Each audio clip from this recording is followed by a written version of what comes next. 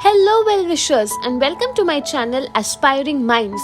In today's video, we are going to do a very interesting poem, but first let us have a look at this. Now from the picture that you see on your screens, what is it that comes to your mind? The place is dusty, smoky, and it has a grey landscape. It would make a person feel gloomy, grey, polluted, making the person feel suffocated, right?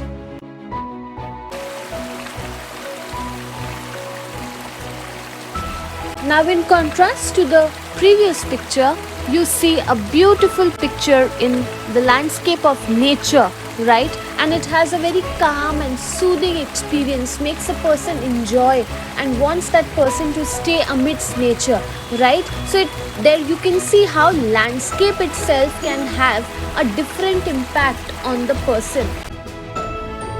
Now just as you would feel happy and peaceful if you were to see a brook in the heart of nature, similarly the poet Alfred Lord Tennyson had felt very happy to see a brook flowing down from a mountain and dancing its way to the river. He has shared this experience in the form of a beautiful poem entitled The Brook. So today we will be discussing the poem The Brook, written by Alfred Lord Tennyson.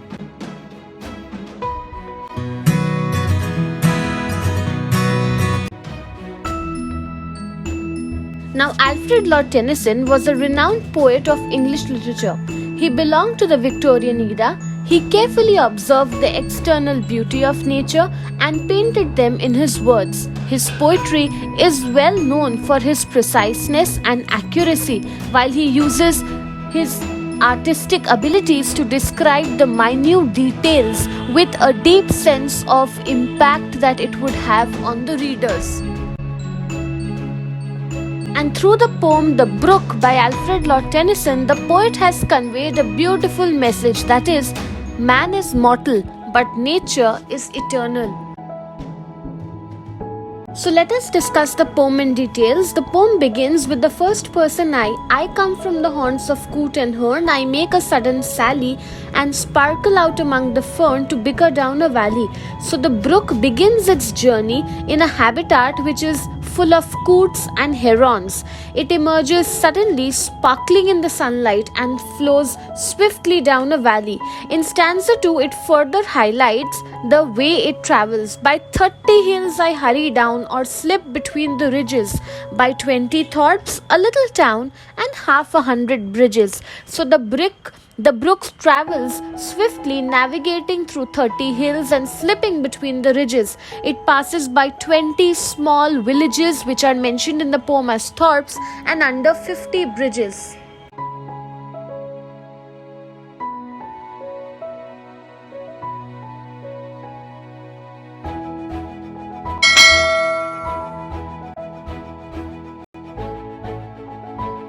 Here is an image for you to show you how it makes a sudden sally, that is a sudden jump as it flows down through different terrains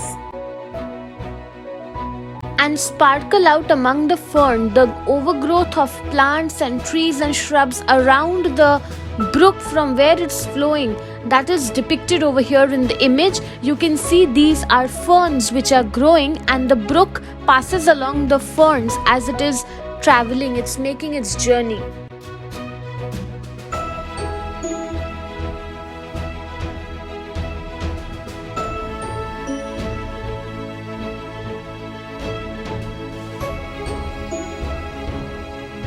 Stanza 3. Till last by Philip's farm I flow to join the brimming river. The word brimming means overflowing.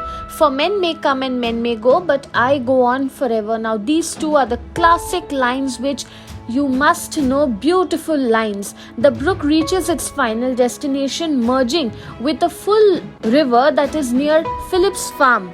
Here, Tennyson introduces the contrast between the transient nature of human experience and the everlasting flow of the brook. It does not wait. Generations after generations may come and go, but the brook goes on flowing continuously. Stanza 4, I chatter over stony ways. The sound that the brook makes is a chattering sound because occasionally the brook faces obstacles of stony pathways. In little sharps and trebles, I bubble into eddying bays. I babble on the pebbles.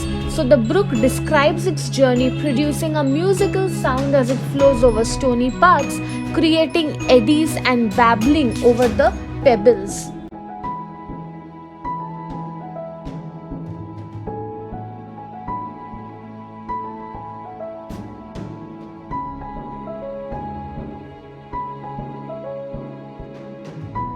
Stanza 5, with many a curve my banks I fret, by many a field and fallow, and many a fairy foreland set with willow, weed and mallow.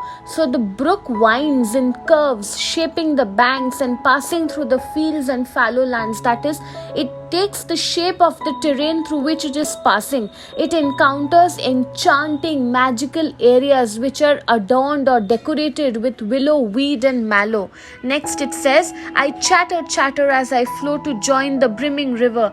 For men may come and men may go, but I go on forever. So here once again the brook repeats the idea from the earlier stanzas, emphasizing the continuous flow, contrasting it with how human life is uncertain, but brook goes on flowing forever.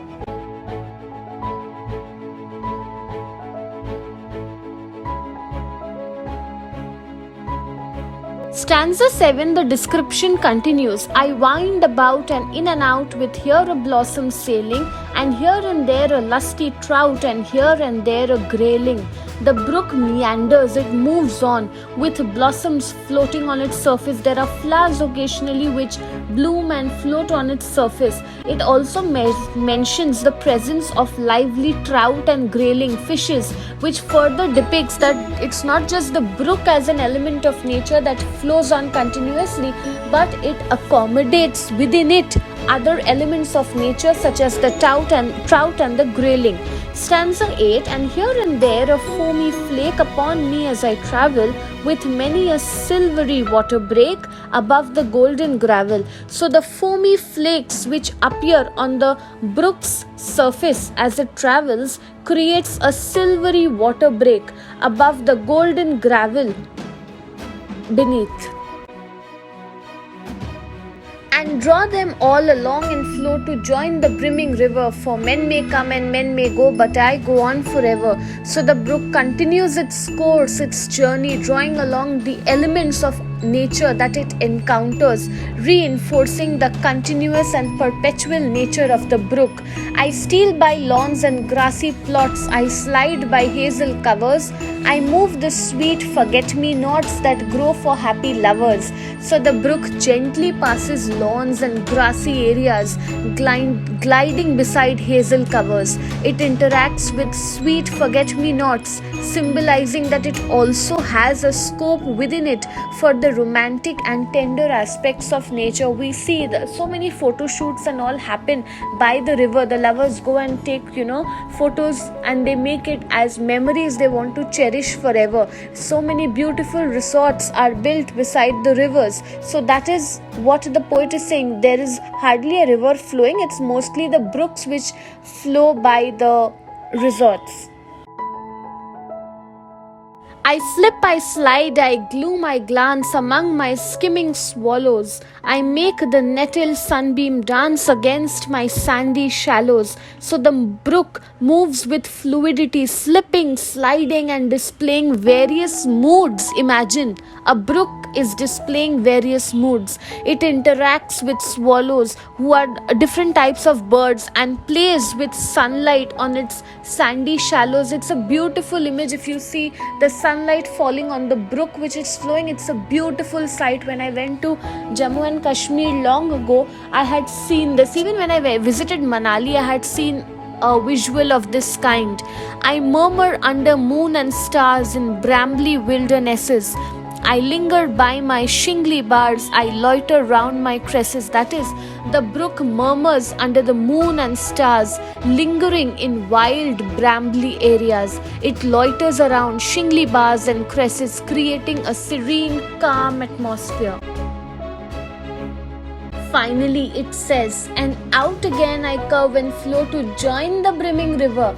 For men may go, men may come, and men may go, but I go on forever. That is, the brook repeats its continuous flow, curving once more to join the full river, highlighting the idea of its permanent nature, of its continuous nature to flow, overcoming any obstacles that may come its way.